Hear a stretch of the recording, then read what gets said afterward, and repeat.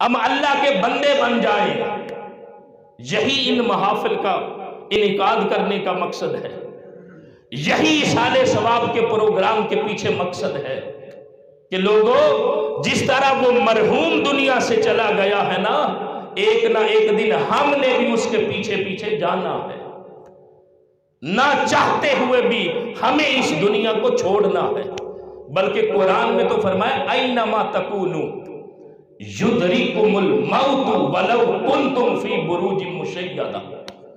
قرآن میں رب نے فرمایا تم جہاں کہیں بھی ہوں گے، اینما تکونوا، تم جہاں کہیں بھی ہوں گے، یدرککم الموت، تمہیں موت ضرور آئے گی، وَلَوْ كُنْتُمْ فِي بُرُوجٍ مُشَيَّدَةٍ، تم بڑے بڑے محلات میں بھی ہوں گے تو موت تمہارا غرور اور تکبر توڑنے کے لیے تمہارے محلات کے اندر بھی آئے گی۔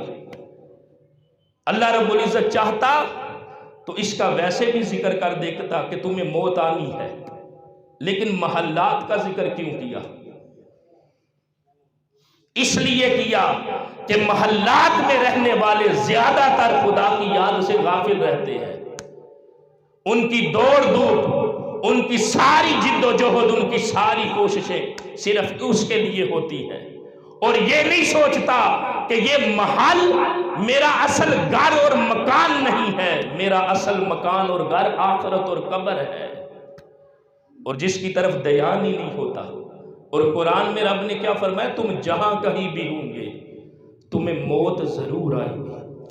تو دوستان محترم، ایک ایسی حقیقت، ایک ایسی اٹل حقیقت جس سے ہم نہ چاہتے ہوئے بھی، جس سے ہمارا پالا پڑنا ہے، تو کیوں نہ ہم اپنی زندگی کو غنیمت سمجھ لیں۔ جب تک یہ سانسوں کی مالا قائم ہے ہم اس سے فائدہ اٹھا لیں، اور فائدہ اس طرح اٹھائیں کہ مرتے دم تک خدا کے بندے بن جائیں۔ اور خدا کا بندہ کیسے بنتا ہے؟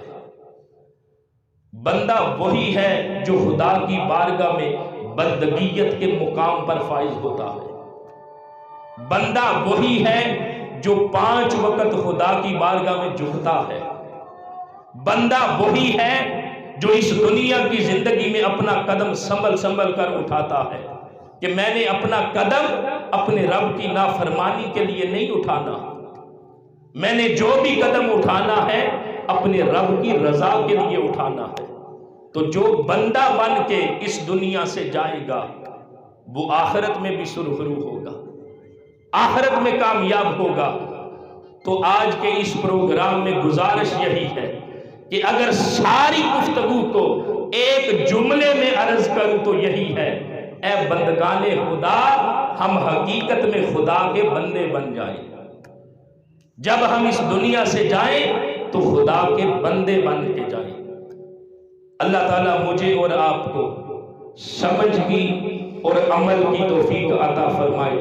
وما علینا الا البلاغ۔